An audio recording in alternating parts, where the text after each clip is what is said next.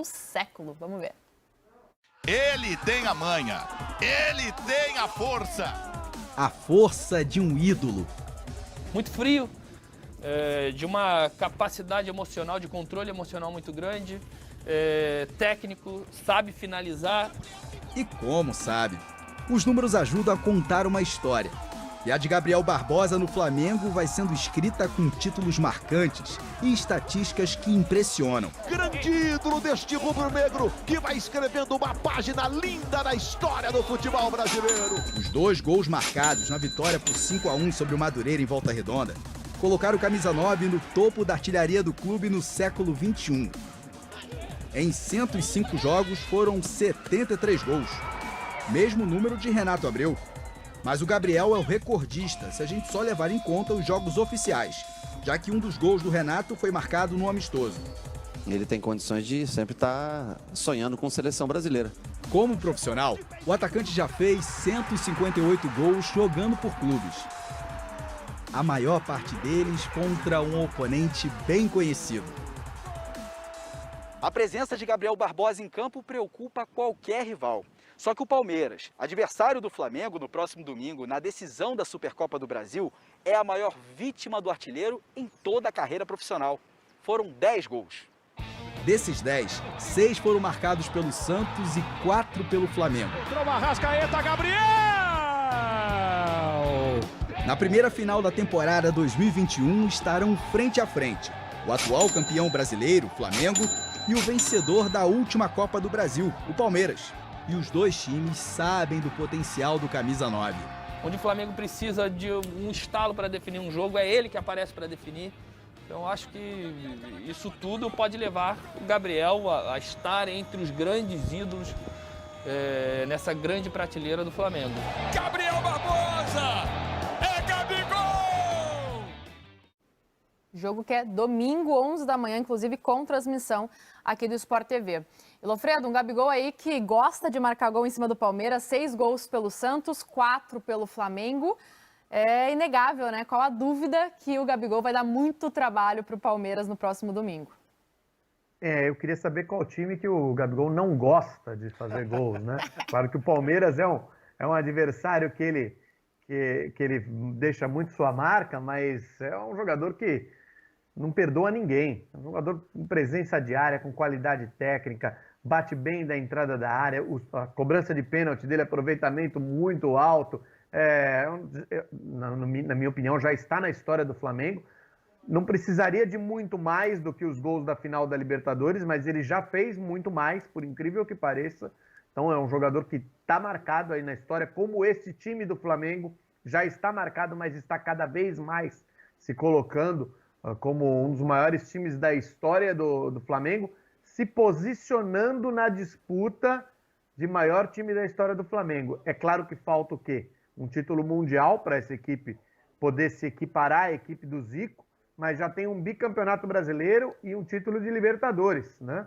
Então, para mim é um time para reinar. Se conseguir manter esses jogadores, principalmente os do meio para frente, que são jogadores de exceção no futebol nacional, é um time para reinar aqui no Brasil. O Gabigol, além de ser o artilheiro do século XXI no Flamengo, Cereto, também é um cara que decide, né? Não sente a pressão, marca gols decisivos em partidas decisivas, como será do próximo domingo.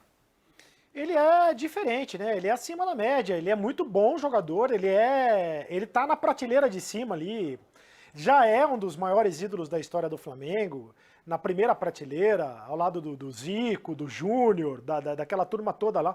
Ele já é um dos, por tudo que ele fez, né? Por aquela Libertadores que ele conquistou de maneira espetacular, que o Flamengo conquistou com 2 gols dele espetaculares, pelo bicampeonato brasileiro conquistado, com participação importante dele, e ele tem demonstrado dentro de campo nos últimos anos, não só pelo Flamengo, como também pelo Grêmio, foi artilheiro no Santos, foi artilheiro no Santos e no Flamengo, né, em 3 anos seguidos aí no Campeonato Brasileiro. Ele tem demonstrado que ele tem que estar na seleção brasileira. Não tem conversa.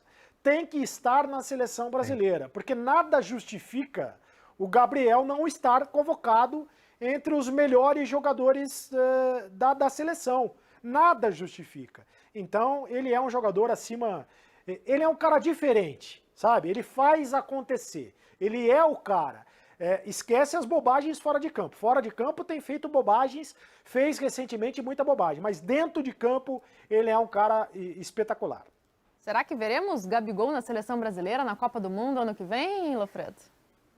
Eu acho que ele tem que participar do grupo e, assim, nesse momento eu acho ele o melhor atacante que a gente tem disparado, inclusive com os que estão na Europa. E eu digo que ele só não está na Europa exatamente por conta disso que o Cereto colocou, é uma questão de postura, uma maneira, um jeito de ser que talvez no futebol europeu as pessoas não aceitem muito bem, e aqui no Brasil a gente tem um pouquinho mais de facilidade para aceitar. Então ele teve duas passagens, teve passagens por 2 times no futebol europeu, acabou não se firmando nem na Inter de Milão e nem no Benfica, mas o potencial técnico ele teria. Não sei se ele volta para a Europa exatamente por conta disso, ainda que seja um jogador bastante jovem, e também não sei como vai ser o entendimento do Tite, como seria o entendimento do Tite em relação à personalidade do Gabriel. Agora, futebol, bola rolando, ele está melhor do que todo mundo. Não tem Gabriel Jesus, não tem Firmino, não tem Richarlison, não tem ninguém. Ele está melhor do que todos.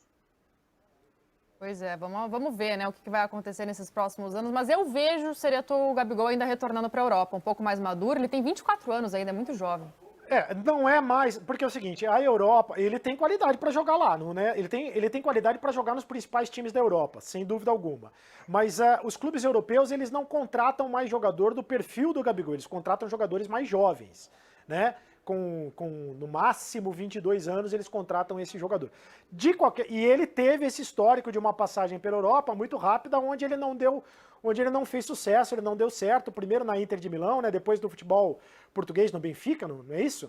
E não deu certo. Falava-se à época, inclusive, que ele não gostava de ficar no banco de reservas na Inter de Milão.